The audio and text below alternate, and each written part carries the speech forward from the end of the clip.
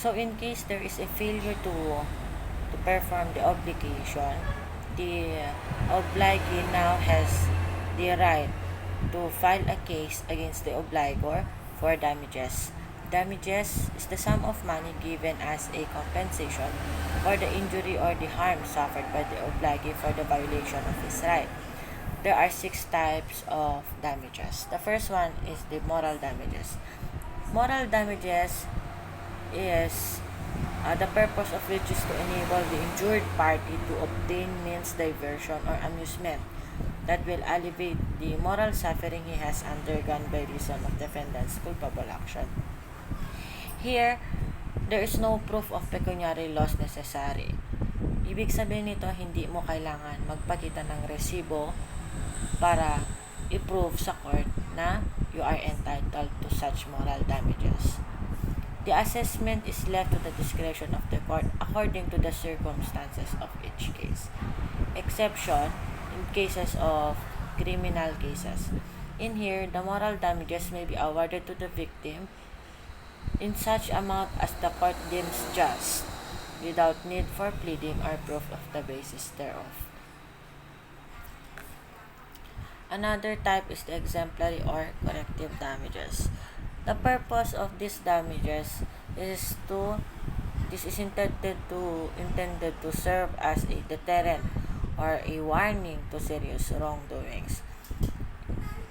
Similar to moral damages, there is no proof of pecuniary loss necessary in these cases. So, in here, when there is a crime or delict committed with one or more aggravating circumstances, or there is a quasi-delict or tort committed with gross negligence, or in case of contracts and quasi-contracts, the act must be accompanied with bad faith or done in wanton, fraudulent, or oppressive manner. So, kung there is a violation or there is a failure to perform the obligation in good faith naman, you are not entitled to exemplary damages. Nominal damages. In nominal damages, the purpose of which is to vindicate or recognize the injured party's right to a property that has been violated or invaded. In here, similarly to the first two kinds of damages, there is no proof of pecuniary loss necessary.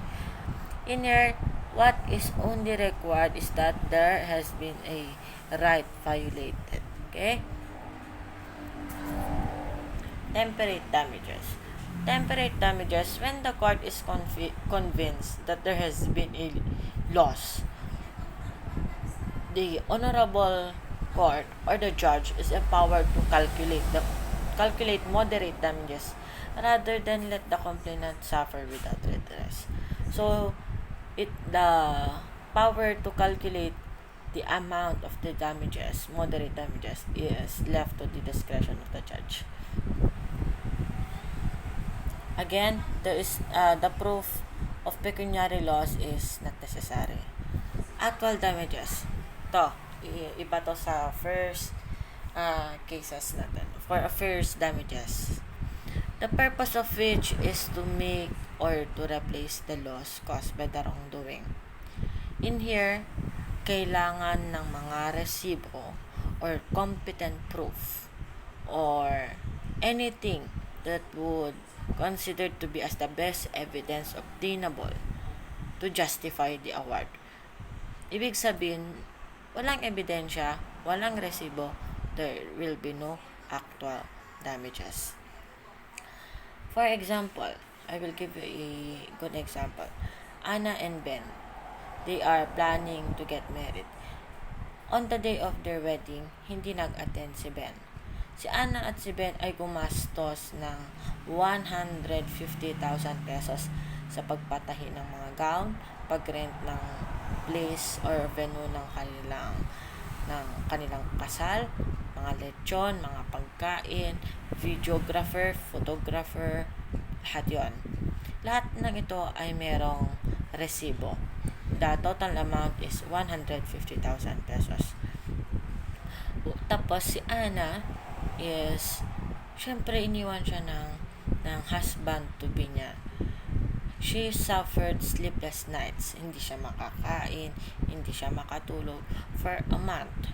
Hindi rin siya makapagtrabaho ng maayos kasi pinagchichismisan siya ng mga kapitbahay nila kung bakit siya iniwan.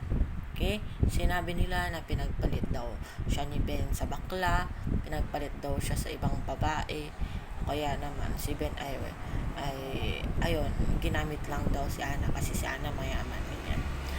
Since napapahiya-pahiya si Ana, hindi talaga siya makatulog dahil sa nangyari. That that may be a ground to file for moral damages. While yung 150,000 pesos with receipts, Ana may claim for actual or compensatory damages. Liquidated damages. Liquidated damages are frequently agreed upon by parties either by way of penalty or in order to avoid controversy on the amount of damages. For example, si Ana at si Ben, di ba, doon sa previous case natin, kakasal dapat sila. Kaso hindi natuloy yung kasal. At isa sa mga kakontrata ni Ana at Ben ay ang mga videographer at photographer. So, nabook sila for that day. At ang professional fee ng mga videographer is 30,000 pesos. Nagpirmahan sila ng kontrata. Okay? In here, since may violation on their part, there's a violation or failure to perform the obligation. Hindi natuloy yung kasal. The videographer may file for liquidated damages because there is a contract entered into between them, Ana and Ben, and the videographer and the photographer.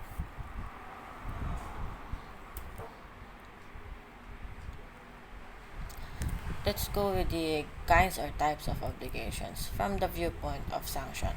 First, we have the civil obligation. We already discussed in Article 1156. That is your civil obligation. It is purely based on law, and the sanction is judicial due process.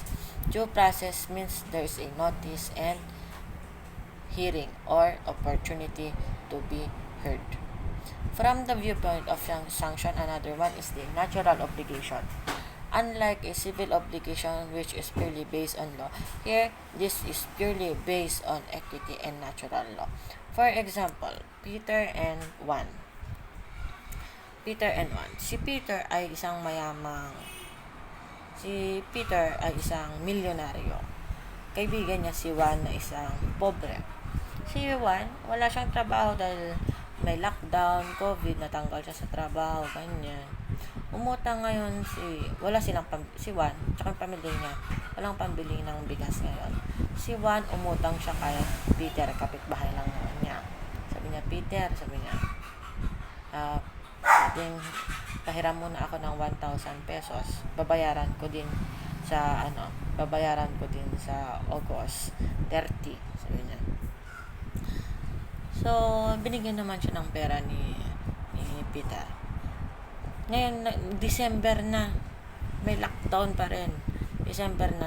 Nakalimutan na ni Peter yung utang niya. Utang ni Juan sa kanya. There is already a prescription. Nag-prescribe na yung period. Here, the obligor, in this case, Peter, cannot recover the payment of the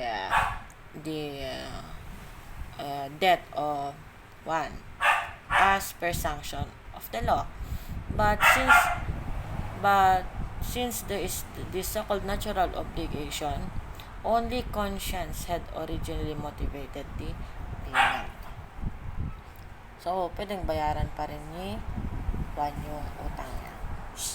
Next is the moral obligation. Moral obligation is sanctioned by the conscience or morality or the law of the church. For example, that every Christian must attend the Mass every Sunday. This is, the prestation here is to do or to attend the Mass every Sunday. You cannot find the obligation to attend the Mass every Sunday in your new civil code. diba? Wala kang makikita yun sa New Civil Code. Wala kang makikita nun kahit sa anong batas. It's just that it's the law of the church. Another one is the real obligation. Real obligation is the obligation to give or to deliver. Example, Joy promised to give 10 cabans of rice to Rowena in exchange of 10 chickens. To give 10 cabans is the real obligation. Another one is the personal obligation. The personal obligation to do or not to do. Example of to do. The duty to paint a house while not to do, to refrain from committing a crime or to be a nuisance. Positive or affirmative obligation, that is the obligation to give or to do, while negative is the obligation not to do. Also, you may now consider not to give as a negative obligation. From the viewpoint of the persons obliged, unilateral obligation, where only one of the parties is bound. Here, from the word uni or unilateral, uni or one. Example, Dre owes Carl 10,000 pesos. In here, Dre has the obligation to pay Carl. Sorry, mali lang doon. Dre has the obligation to pay Carl. Another one is the bilateral obligation, where both parties are bound. For example, in a contract of sale, Brent, the buyer, is obliged to deliver the thing, while Sheila, the seller, is obliged to pay the value of the thing. In bilateral obligation, there are two obligations. Okay, from the word by or to. In here, there are two obligations: the obligation to deliver the thing and the obligation to pay the value of the thing. What are the distinctions between an obligation and a contract? In a contract, a contract is only one of the sources of obligation, diba? If you remember, there are 5 sources of obligation, while in obligation, there are 5: law, contract, quasi-contract, delict, and quasi-delict. A contract is a bilateral obligation because in a contract, there is the meeting of demand between two persons, while in obligation, it is only a unilateral obligation. Only the obligor has the obligation. All contracts are obligations, while not all obligations are contracts. 1157. These 5 are the 5 sources of obligations. We start with law. This is in relation with Article 1158. Obligations from law are not presumed, so meaning those that are only expressly determined in the new civil code and the special laws are demandable and shall be regulated by the precepts of law which establishes them, and as to what has not been foreseen by the provisions of this code. Law obligation, one of its sources is law, is also known as obligation ex lege. It is imposed by law itself. It may be the new civil code or other special laws. It must be expressly or impliedly set forth. Hence, it cannot be presumed. For example, the duty of the spouses, the husband and the wife, to support each other. This is provided by the Article 291 of the new civil code. Another one is the duty of every person to pay their taxes. This is provided by the National Internal Revenue Code. Another one is the obligation arising from contracts. As provided by Article 1159, the obligations arising from contracts have the force of law between the contracting parties, and these contracting parties should comply the obligation in good faith.